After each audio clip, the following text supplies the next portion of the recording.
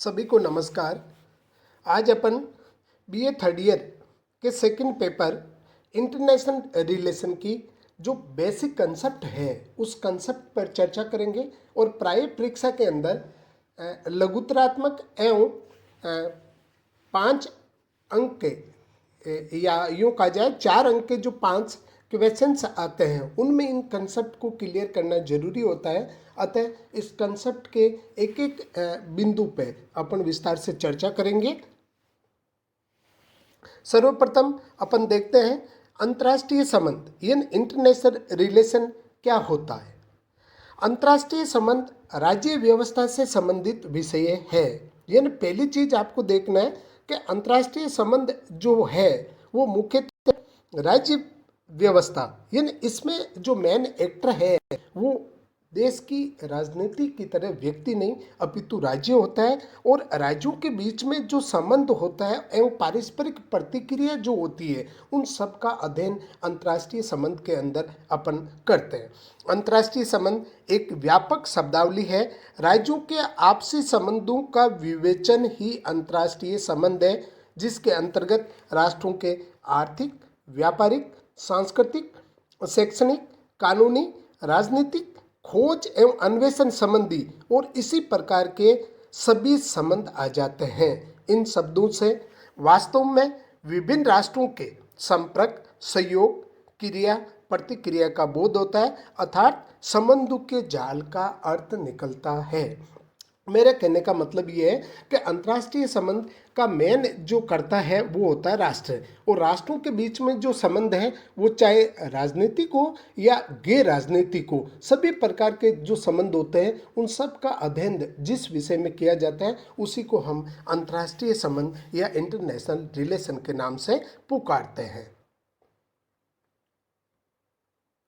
फिर है अंतर्राष्ट्रीय राजनीति यानी इंटरनेशनल पॉलिटिक्स। कई बार हम इस विषय में दोनों ही शब्द काम में लेते हैं, कई बार अंतर्राष्ट्रीय संबंध तो कई बार अंतर्राष्ट्रीय राजनीति शब्द यूज में लेते हैं। परंतु यह समझने की बात है कि अंतर्राष्ट्रीय राजनीति अंतर्राष्ट्रीय संबंधों का अभिन्न अंग है। अंतर्राष्ट्रीय राजनीति शब्द राष्ट्रों के केवल राजनीतिक संबंधों का ही निरूपण करता है। ये न कहने का मतलब यह है कि अंतर्राष्ट्रीय संबंध या इंटरनेशनल रिलेशन एक व्यापक विषय वस्तु रखता है, जिसमें हम राजनीतिक के साथ में गैर राजनीतिक तत्वों का भी अध्ययन करते हैं। लेकिन अंतर्राष्ट्रीय राजनीति में केवल राष्ट्रों के बीच के जो राजनीतिक संबंध है उसी का अध्ययन किया जाता है, गैर राजनीतिक संबंधों का अध्ययन यहाँ पर नहीं होता। वस्तुतः अंतर्राष्ट्रीय राजनीति अंतर्राष्ट्रीय संबंधों का राजनीतिक पहलू है। इसे अंतर्राष्ट्रीय संबंधों की उप श्रेणी अर्थात सब डिसिप्लिन कहा जा सकता है। लेंग एवं मॉरिसन के अनुसार राष्ट्रों के मध्य अंतःक्रियाओं की प्रक्रिया जिसके परिणाम स्वरूप उनमें विरोध तथा संघर्ष होते हैं, उनका अंतर्राष्ट्रीय स्तर पर समाधान करने का उचित विश्लेषण ही अंतर्राष्ट्रीय राजनीति है। अंतर्राष्ट्रीय संबंधों का जो सिद्धांत है उन सिद्धांतों का अपन अध्ययन करेंगे तो पहला सिद्धांत है आदर्शवादी सिद्धांत। अंतर्राष्ट्रीय संबंधों के अध्ययन का ये दृष्टिकोण या उपागम, इसका लक्ष्य है एक आदर्श विश्व व्यवस्था की स्थापना जिसमें राष्ट्रों के बीच में शांति, सहयोग और सामंजस्य बना रहे। तो इस उद्देश्य को प्राप्त करने के लिए जो साधन के रूप में ये काम में लेते हैं वो है नैतिकता की वकालत करते हैं। इसमें यह विश्वास किया जाता है कि राष्ट्रों के आपसी संबंधों में नैतिकता तथा नैतिक मूल्यों को मानकर राज्य न केवल अपना विकास कर सकते हैं बल्कि ये विश्व में युद्ध, असमानता, हिंसा तथा शक्ति संघर्ष को समाप्त करने में भी सहायक सिद्ध हो सकते हैं। अमेरिकन राष्ट्रपति वुड्रो विल्सन को आदर्शवादी सिद्धांत का सबसे बड़ा प्रवक्ता माना जाता है। फिर है अंतर्राष्ट्रीय संबंधों का यथार्थवादी सिद्धांत। ये आदर्शवादी सिद्धांत के विपरीत है। आदर्शवादी जो सिद्धांत है वो वैश्विक शांति और सहयोग पर आधारित विश्व व्यवस्था की स्थापना करना चाहता है। परंतु यथार्थवादी सिद्धांत जो कि दूसरे महायुद्ध के बाद में विकसित होता है और ये अंतर्राष्ट्रीय संबंधों के स्थान पर अंतर्राष्ट्रीय राजनीति अर्थात राष्ट्रों के जो वास्तविक राजनीतिक संबंध है उसको अपना केंद्र बिंदु मानेंगे।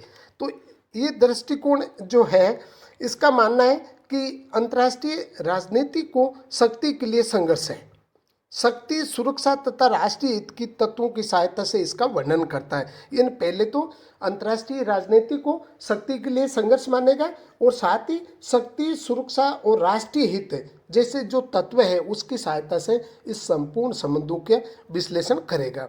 वस्तुतः ये नैतिकता के स्थान पर विवेक और राजनीति का मार्गदर्शन मानता है। इस सिद्धांत के परमल समर्थक प्रोफेसर हंस जे मॉर्गेंथौ है, जिसने अपनी पुस्तक पॉलिटिकल एमंग नेशंस 1948 में जो उसने लिखी थी में राजनीतिक यथार्थवाद का प्रतिपादन किया है। राजनीतिक यथार्थवाद ये मानकर चलता है कि सभी राजनीति की भांति अंतर्राष्ट्रीय राजनीति भी शक्ति के लिए संघर्ष है। राष्ट्र अपने राष्ट्रीय हितों को प्राप्त करना चाहते हैं और वो प्राप्ति के लिए जो साधन है वो साधन के रूप में शक्ति की ही वकालत करते हैं। फिर है मॉर्गेंथौ के राजनीतिक यथार्थवाद के सिद्धांत। द्वितीय महायुद्ध के बाद अंतर्राष्ट्रीय राजनीति में राजनीतिक यथार्थवाद के प्रतिमान को विकसित करने का श्रेय मॉर्गेंथौ को जाता है। मॉर्गेंथौ ने अपनी पुस्तक पॉलिटिकल एमंग नेशन 1948 में लिखा कि अंतर्राष्ट्रीय राजनीति अन्य सभी राजनीतियों की तरह शक्ति के लिए संघर्ष है। अंतर्राष्ट्रीय राजनीति का अंतिम लक्ष्य कुछ भी हो, इसका तत्कालीन लक्ष्य शक्ति प्राप्त करना होता है। इसी आधार पर मॉर्गेंथौ के इस दृष्टिकोण को अर्थात राजनीतिक यथार्थवाद को शक्ति उपागम के नाम से भी पुकारा जाता है। इस दृष्टिकोण के अनुसार अंतर्राष्ट्रीय राजनीति का लक्ष्य है राष्ट्रहित और राष्ट्रहित सभी राष्ट्र जब प्राप्त करना चाहते हैं तो उनके बीच में संघर्ष होता है और इसे अंतर्राष्ट्रीय राजनीति की प्रकृति मानते हैं और साथ ही वो साधन जिसके माध्यम से हितों को राष्ट्र पूरा करना चाहते हैं वो है शक्ति और इसी कारण से अंतर्राष्ट्रीय राजनीति को शक्ति संघर्ष के रूप में यथार्थवादी सिद्धांत देखता है। फिर उसके बाद मॉर्गेंथौ के राजनीतिक यथार्थवाद के 6 सिद्धांत जो प्राय बहुत ही महत्वपूर्ण है, जो परीक्षाओं में पूछे जाते हैं। नंबर 1 था कि अंतर्राष्ट्रीय राजनीति कैसे संचालित हो रही है। तो ये मॉर्गेंथौ का मानना है, पहला सिद्धांत है कि मानव स्वभाव के वस्तुनिष्ठ कानूनों पर आधारित राजनीतिक सिद्धांत। यानी इनका मानना है कि समाज की भांति राजनीति का संचालन भी मानव स्वभाव में निहित जो नियम है वस्तुनिष्ठ उनसे होता है। सेकंड, ये जो इनके जो सिद्धांत है उसका केंद्र बिंदु है वो ये है कि राष्ट्रीय हित को शक्ति के रूप में ही परिभाषित किया जा सकता है। नंबर 3 में कहते हैं कि राष्ट्रीय हित गतिशीलता, यानी राष्ट्रीय हितों में स्थिरता नहीं होती, राष्ट्रों की नीतियों और कार्यों में समय के साथ बदलाव रहता है, इसलिए राष्ट्रीय हित में भी परिवर्तनशीलता पाई जाती है। नंबर 4 है अमूर्त शुद्ध नैतिक नियम राजनीति पर लागू नहीं किए जा सकते। ये ना वो कह रहे हैं कि नैतिकता के जो नियम है इन नियमों को राजनीति पर लागू नहीं किया जा सकता। राजनीति शक्ति के लिए संघर्ष है और इसे वास्तविक रूप में देखना ही जरूरी है।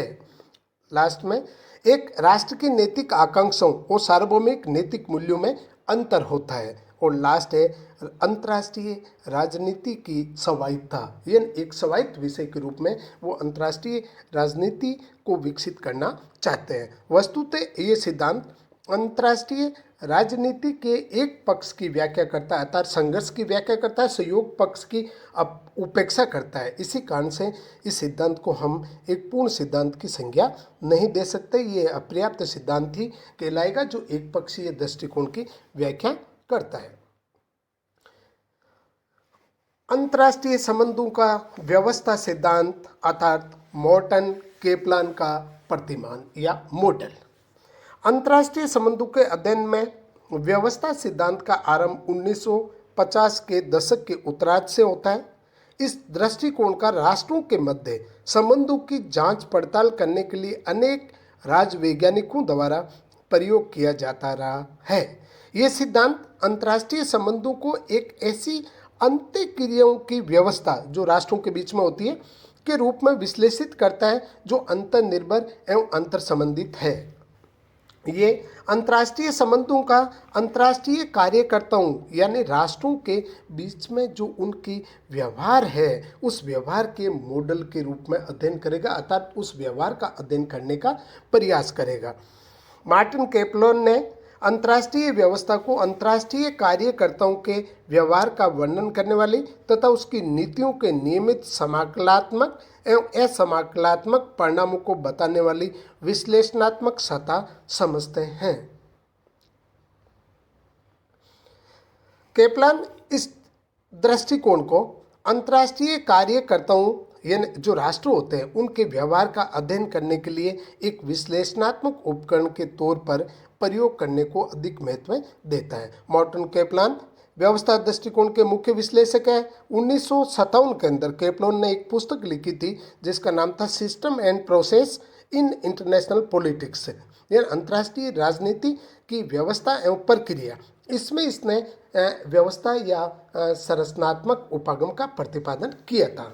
उसके अनुसार व्यवस्था में ये परीक्षण करना होता है कि जब अंतर्राष्ट्रीय कार्यकर्ताओं अर्थात जो राष्ट्र होते हैं उनके व्यवस्था के अंदर जब बदलाव आता है तब अंतर्राष्ट्रीय व्यवस्था में क्या होता है, और जब यही बदलाव अंतर्राष्ट्रीय व्यवस्था में आता है तब कार्यकर्ताओं के व्यवहार में क्या परिवर्तन होता है। इन दोनों के एक दूसरे के व्यवहार में बदलाव आने से क्या होता है, इन दोनों का इस व्यवस्था में अध्ययन करने का प्रयास किया गया है। फिर है मार्टिन कैपलान जिसने अंतर्राष्ट्रीय इंटरनेशनल सिस्टम के जो 6 उसने अपने मॉडल दिए हैं वो कौन कौन से हैं। नंबर 1 है शक्ति संतुलन व्यवस्था यानी बैलेंस ऑफ पावर सिस्टम। 18वीं 19वीं सदी के अंदर यूरोप के राष्ट्रों ने इस प्रकार का एक शक्ति संतुलन स्थापित रखा जिससे अंतर्राष्ट्रीय शांति बनी रही। फिर उसके बाद आती है शिथिल द्विध्रुवीय व्यवस्था यानी लूज बाइपोलर सिस्टम। 1945 के बाद में विश्व में 2 शक्तियाँ होती है, अमेरिका और दूसरा सोवियत संघ। इस तरह से इन दोनों शक्तियों द्वारा संयुक्त राष्ट्र संघ और अन्य अंतर्राष्ट्रीय कानूनों का पालन नहीं किया जाता है। अपनी अपनी इच्छा के अनुसार अंतर्राष्ट्रीय व्यवस्था को संचालित करने का प्रयास किया जाता है। उसके बाद है कठोर द्विध्रुवीय व्यवस्था यानी टाइट बाइपोलर सिस्टम। इसके अंदर क्या करता है, संयुक्त राष्ट्र संघ पंगु हो जाएगा, संपूर्ण अंतर्राष्ट्रीय व्यवस्था 2 भागों में विभाजित हो जाएगी। एक का नेता अमेरिका सोवियत संघ था और ये दोनों महाशक्तियां अपनी इच्छा से व्यवस्था को संचालित करेगी। फिर है सार्वभौमिक व्यवस्था यूनिवर्सल सिस्टम में संपूर्ण एक वर्ल्ड स्टेट यानी विश्व राज्य स्थापित हो जाएगा और सभी राष्ट्र उसी राज्य द्वारा संचालित होंगे, शांति और सहयोग का सामंजस्य रहेगा।